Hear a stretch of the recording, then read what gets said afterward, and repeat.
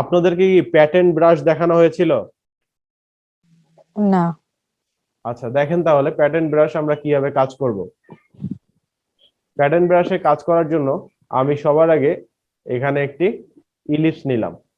ইলিপসটা নেওয়ার পর ভাই এটা, জি ভাই হচ্ছে রেগুলার, যে ওই যে টাইপ আছে না, টাইপের যে বললেন বোল্ড কোনটা রেগুলার, এটা একটু দেখেন তো। আচ্ছা, এটা আমি যখন ওই যে আপনাকে ইয়েটা দেখাবো, আপনার এআই ফাইলটা আমাকে যখন ইমেলে সেন্ড করবেন, আমি ওখানেই ওটার সমস্যার সমাধান করে দিব, সমস্যা নেই। তো এটার একটা কপি বের করলাম, কপি বের করে এখানে নিলাম। দেন এই দুটাকে সিলেক্ট করবেন। সিলেক্ট করার পর শেপ বিল্ডার টুলসে যাবেন। দেখেন শেপ বিল্ডারের নিচে মানে শেপ বিল্ডারে ক্লিক করার পর আমার মাউসের নিচে প্লাস চিহ্ন দেখাচ্ছে। তো এখন আমি যদি অল্টার প্রেস করি তাহলে মাইনাস হয়ে যাবে, দেন এখানে টানি, এখানে টানি। তো এটা কেটে ফেললাম। কেটে ফেলার পর আমি এই যে পাতাটা আছে এটাকে শিফট ধরে -45 ডিগ্রি অ্যাঙ্গেলে ঘুরিয়ে নিব। নেয়ার পর right click, transform, reflect, preview দেখবেন কি কাজ করছে। দেন এখান থেকে কপি করে দিলাম। কপি করার পর একটু বড় করি। বড় করার পর এটাকে নিয়ে এসে আমি এই বরাবর রাখি। আচ্ছা, রাখার পর দুটোকে সিলেক্ট করি।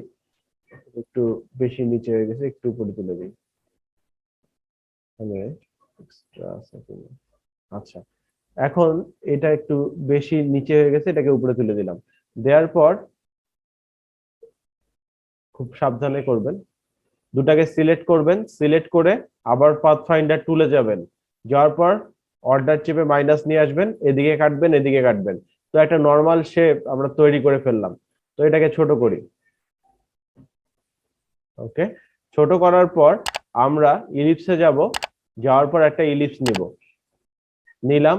ইলিপস নেওয়ার পর এটার ফিল কালারটা আমরা বন্ধ করে দিব। তো ফিল কালার হচ্ছে এইটা।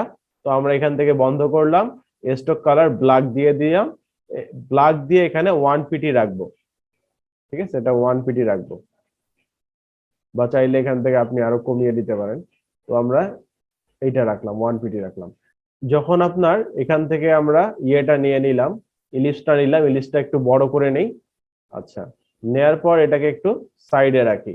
এখন এইটাকে সিলেক্ট করি, যে শেপটা আমরা নিয়েছিলাম বা শেপটা তৈরি করেছিলাম।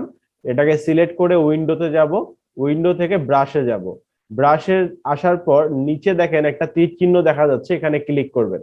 এখান থেকে নিউ ব্রাশে ক্লিক করবেন। তারপরে প্যাটার্ন ব্রাশে ক্লিক করবেন, ওকে করে দিবেন। তারপরে এই যে আপনার কাছে যে ডায়ালগ বক্সটা আসবে, আবারও ওকে করে দিবেন।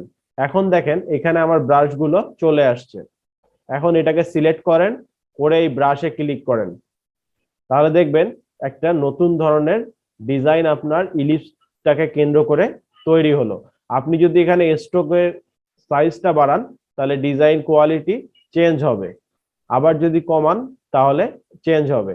আবার আপনি চাইলে এখান থেকে আরো কমিয়ে এভাবেও দিতে পারেন। তো এইভাবে কিন্তু আমরা এটা কাজ করতে পারি। তো এটা মূলত কিভাবে কাজ করে আরো বেশি ডিটেলসে যদি এটা তো দেখাতে যাই, লগো লগো ডিজাইনে মনে লাগবে, তাই না? হ্যাঁ আরো ডিটেলসে দেখাতে যাই, আমি আবার একটা ইলিপস নিলাম। নেয়ার পর এই যে ডিজাইনটা আছে, এই ডিজাইনটাকে সম্পূর্ণটাকে সিলেক্ট করে শিফট চেপে ধরে 90 ডিগ্রি অ্যাঙ্গেলে ঘুরিয়ে নিলাম।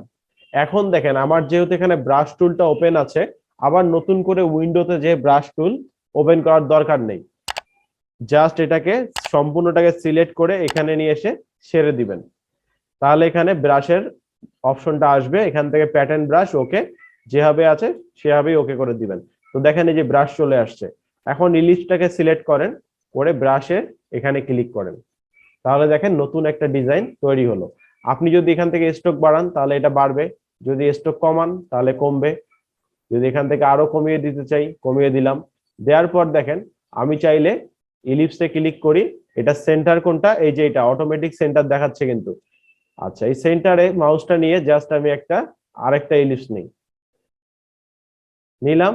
নেয়ার পর এটাকে কন্ট্রোল-C কপি, কন্ট্রোল-F এ ফন্টে পেস্ট করার পর এটাকে আরেকটু বড় করে নিই। আচ্ছা, তো দেখেন আমার কিন্তু নতুন একটা ডিজাইন তৈরি হলো। তো এইভাবে আমরা বিভিন্ন লোগোতে এগুলো ইউজ করতে পারি। এখন আমি যদি এই তিনটাকে সিলেক্ট করে কমাই বা ছোট করি, তাহলে দেখেন আমার ডিজাইনটা নষ্ট হয়ে যাচ্ছে। বলতে পারবেন যে ডিজাইনটা কেন নষ্ট হয়ে যাচ্ছে? কারণ হচ্ছে, এগুলো আপনারা জানেন, কারণ হচ্ছে এই যে আপনার ডিজাইনটা, এই ডিজাইনটা আমরা স্ট্রোক ইউজ করছি। স্ট্রোক কোনো জায়গায় ইউজ হলে অবশ্যই অবজেক্ট থেকে এক্সপান্ড অ্যাপিয়ারেন্স করে দিবেন। এখন আপনি ছোট করেন, তো এখন সঠিকভাবে কিন্তু এটা কাজ করছে। তো আমার এখানে যে পাতার মতো আমরা ডিজাইনটা নিয়েছিলাম সেটা এই দিক দিয়ে মুভ করছে। যদি আপনি এটাকে উল্টিয়ে নিতেন, এপাশে করার পর যদি আপনি এখানে নিয়ে আসতেন, তাহলে এটা কিন্তু এদিক থেকে মুভ করতো। তো আপনি বিভিন্ন ধরনের ডিজাইন এখানে তৈরি করতে পারবেন। শুধুমাত্র ইলিশ টুল দিয়ে করতে পারবেন এমন না, আপনি যে কোনো টুলস এর মধ্যে এটা করতে পারবেন। আরো ভালো কিছু যদি করতে চান তাহলে আরেকটু দেখেন, আমরা গুগলে চলে যাই, গুগল থেকে আসি হচ্ছে বুলেট ভেক্টর লিখে সার্চ করি। আচ্ছা, এই যে বুলেট ভেক্টর লিখে সার্চ করলাম, ইমেজে যাই, ইমেজে আসার পর এই ইমেজটাকে মনে করেন আমি ডাউনলোড করব। তো আমি সেভ করে নিই ইমেজটাকে, সেভ ইমেজ, সেভ করি। করার পর ইমেজটাকে আমি ওপেন করি। দুটা জিনিস শিখবেন এখানে, দেখেন ভালোভাবে। তো এখান থেকে এটাকে আমি ইলাস্ট্রেটরে নিয়ে আসলাম, নিয়ে এসে ইমবেড করে দিলাম, অল্টার এবং শিফট প্রেস করে ছোট করে নিলাম। নেওয়ার পর আর্টবোর্ডটা কন্ট্রোল 0 দিয়ে সেটিং করে নিলাম। নেওয়ার পর এই যে আমার পিকচারটা এখানে আসলো বা ভেক্টরটা আসলো, এটাকে আমরা ইমেজ ট্রেস করব। ইমেজ ট্রেস কিভাবে করতে হয় দেখেন, এই যে একটা অপশন আছে ইমেজ ট্রেস, এর পাশে একটা তীর আছে, এই তীরে ক্লিক করেন। করার পর এখান থেকে 6 কালার বা 16 কালার, যেটাই আপনার ইচ্ছা, যদি কালার বেশি থাকে তাহলে 16 কালার দিবেন, কালার কম থাকলে 6 কালার দিব। তো আমি এখানে 6 কালার দিয়ে এটাকে দিয়ে দিলাম 6 কালার। তো এখানে দেখেন আমার কিন্তু এখন ইমেজ ট্রেস হচ্ছে। তো ইমেজ ট্রেস হওয়ার সময় একটু সময় লাগে। আপনাদের যদি এরকম কম্পিউটার সাদা হয়ে যায়, টেনশনের কোনো কারণ নেই, একটু সময় দিবেন, এই জায়গাটা হয়ে গেলে এটা আবার কোন আপনার অপশনের পুনরায় ঠিক মধ্যে হয়ে যাবে। পাবো ভাইয়া? ওই তো আমার উপরে যেভাবে পাইছেন ওইখানেই পাবেন আপনি ইমেজ ট্রেস। এছাড়াও ইমেজ ট্রেস পাবেন হচ্ছে যে উইন্ডো থেকে, এই যে এখানে আসলে ইমেজ ট্রেস পাবেন। উইন্ডো থেকে এই যে এখানে দেখবেন, এখানে ইমেজ ট্রেস আছে, এই যে ইমেজ ট্রেস। ঠিক আছে, এইখান থেকে সরাসরি করবেন। আচ্ছা, এটা করার পর এটা সিলেক্ট থাকা অবস্থায় এক্সপান্ডে ক্লিক করবেন। এক্সপান্ড করার পর আনগ্রুপ করে দিবেন, এটা যেহেতু গ্রুপ আছে। দেন এই যে সিলেক্ট করলাম, দেখেন আমি ডিলেট চাপলাম, ওটা চলে গেল। এই যে নিচের দিকে কিছু আছে এটাকেও ডিলেট করে দিলাম। আচ্ছা, এখন সম্পূর্ণটাকে সিলেক্ট করে কন্ট্রোল-G দিয়ে গ্রুপ করলাম। করার পর এটাকে একটু ছোট করি, এটা বেশি বড় আছে। ওকে, করার পর আমি একটা ইলিপস নিলাম। ইলিপস নেওয়ার পর এটার আমি সর্বপ্রথম ফিল কালারটা বন্ধ করে দিলাম। এখন এটাকে সিলেক্ট করি, সিলেক্ট করে আবার মনে করেন আমার এখানে ব্রাশ টুল নেই, এটা কেটে দিলাম।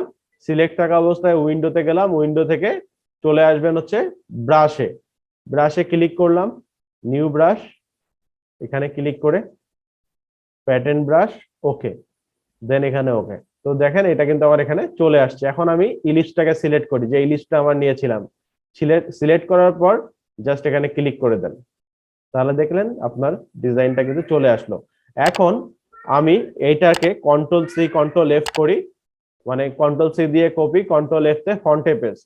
আচ্ছা, করার পর একটু ছোট করি, ছোট করে রাখলাম, আবারও কন্ট্রোল-C, কন্ট্রোল-F, আরো ছোট করি, আরো ছোট করব,